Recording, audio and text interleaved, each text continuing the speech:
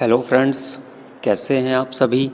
आपका स्वागत है आपके अपने ही यूट्यूब चैनल पर जिसका नाम है इंग्लिश बाई छवि सर।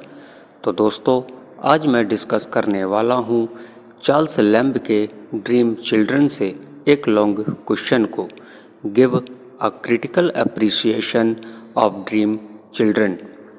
यह क्वेश्चन आपके पेपर को देखते हुए बहुत ज़्यादा इम्पॉर्टेंट है। तो चलिए अब आपका ज़्यादा समय न लेते हुए शुरू करते हैं critical appreciation of dream children. तो जैसा कि आप अपने मोबाइल की स्क्रीन पर देख पा रहे हैं, so let's start. Heading number first, introduction. The ऐसे ड्रीम चिल्ड्रन इज अ रेवरी। ये जो ऐसे है जिसका नाम ड्रीम चिल्ड्रन है, एक रेवरी है यानी एक स्वप्न है, which was occasioned by Lamb's loneliness, जो चार्ल्स लैम्ब के अकेलेपन के कारण हुआ था। इन फैक्ट, वास्तव में the immediate reason behind this the creation of this essay, यानी इस ऐसे के क्रिएशन के पीछे, यानी इस ऐसे के निर्माण के पीछे एक इमीडिएट रीजन था, यानी तत्कालिक कारण था। Was the death of his brother John, और वो कारण चार्ल्स लैम्ब के भाई जिसका नाम जॉन लैम्ब था, उसकी मौत का कारण था। एन इवेंट, यह एक ऐसी घटना है which filled in Lamb's life an utter sense of loneliness and frustration, जिसने चार्ल्स लैम्ब के जीवन को भर दिया था अकेलेपन और निराशा की पूरी भावना से। Heading number next, autobiographical note. The essay is noted, ये ऐसे लिखा गया था फॉर इट्स ऑटोबायोग्राफिकल डिस्क्रिप्शन, इसके आत्मकथात्मक विवरण के लिए। इट अनवेल्स, यह अनवेल्स करता है यानी खोलता है द ऑथर्स सोल, लेखक की आत्मा को। Lamb's memory takes us back to those good old days of great grandmother Field, यानी चार्ल्स लैम्ब की स्मृति हमें परदादी जिसका नाम फील्ड था, उन अच्छे पुराने दिनों में वापस ले जाती है। What lamb tells about those days is true, Charles lamb ने उन दिनों के बारे में जो कुछ बताया वो ट्रू था यानी सत्य था। वी कैन सी, हम देख सकते हैं, एज वी रीड, जैसा कि हम पढ़ते हैं, little lamb roaming about the large lonely rooms, जो लिटिल लैम्ब थे, रोमिंग मतलब घूमा करते थे, about the large lonely rooms, अपने बड़े से घर में अकेले घूमा करते थे। गेजिंग, और निहारते रहते थे, एट द मार्बल स्टैचू, वहाँ रखी हुई मार्बल की स्टैचू को। We also know about his brother John, हम उनके भाई के बारे में जिनका नाम जॉन था उनको भी जानते हैं। हु वॉज जस्ट डेड, जिनकी अभी अभी मृत्यु हुई थी। And how lamb missed him, और चार्ल्स लैम्ब उन्हें किस प्रकार मिस किया करते थे, याद किया करते थे। Lamb's love for Alice Winterton, Lamb का प्यार एलिस विंटरटन के लिए था।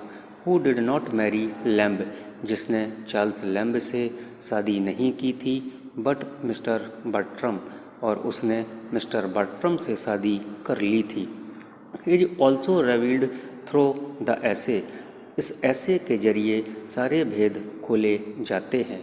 10, इस प्रकार there are a number of autobiographical touches in the essay, यानी इस निबंध में कई प्रकार के ऑटोबायोग्राफिकल टचेस पाए जाते हैं। Heading number next, note of pathos. There is an undercurrent of pathos, यानी यहाँ पर इस ऐसे में पैथोज की अंडर करेंट पाई जाती है, यानी अंतर्धारा पाई जाती है। Pathos is at every step, pathos हर कदम पर मौजूद होता है, पर्टिकुलरली विशेष रूप से इन द एंड, कहानी के अंत में when the dream children of lamb Venice, जब चार्ल्स लैम्ब के जो ड्रीम चिल्ड्रन थे यानी जो काल्पनिक बच्चे थे वो वैनिश हो जाते हैं, अदृश्य हो जाते हैं। There can be no greater pathos anywhere, यहाँ और कोई भी पैथोज नहीं पाया जाता है देन सजेस्टेड बाई वर्ड्स, जिसे शब्दों के द्वारा सजेस्टेड किया गया।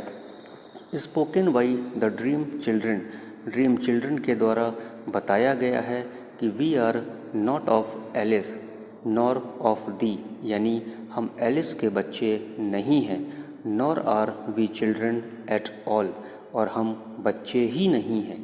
The children of Alice call Bartrum father, जो एलिस के बच्चे हैं वो बर्ट्रम को अपना पिता कहकर पुकारते हैं। We are nothing less than dream, हम लोग स्वप्न से ज़्यादा कुछ भी नहीं हैं।